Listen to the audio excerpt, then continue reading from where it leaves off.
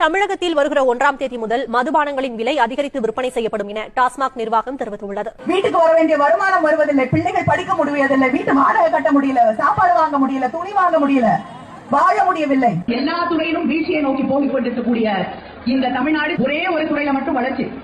அது எது? டாஸ்மாக். இன்று தமிழ்நாட்டுடைய வருமானம் 36,000 கோடி. இந்தியாவிலேயே அதிகமாக இளம் விதவைகள் இருக்கக்கூடிய மாநிலமாக தமிழ்நாடு மாறிக்கொண்டிருக்கிறது.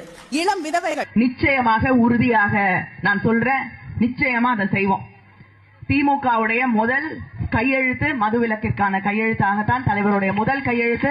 மதுக்கடைகள் மூடுற 10 மணிக்கு அப்புறம் மது விற்பனை இல்லைன்னு சொல்றாங்க. ஆனாலும் அதற்கப்புறம் 11-12 மணிக்கு கூட விற்கப்படுகிறது. நிச்சயமாக திமுக தலைவர்கள் அவர்கள் குடும்பங்கள் நேரடியாக நடத்தக்கூடிய மது ஆலைகள் மூடப்படும். நல்ல நேரம் எல்லாம் யாரும் பார்க்கலங்க.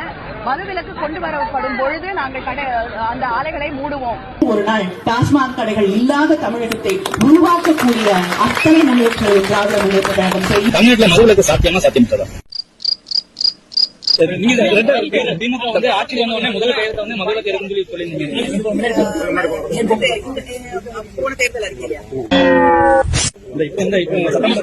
சட்டமன்ற தேர்தல் அறிக்கையில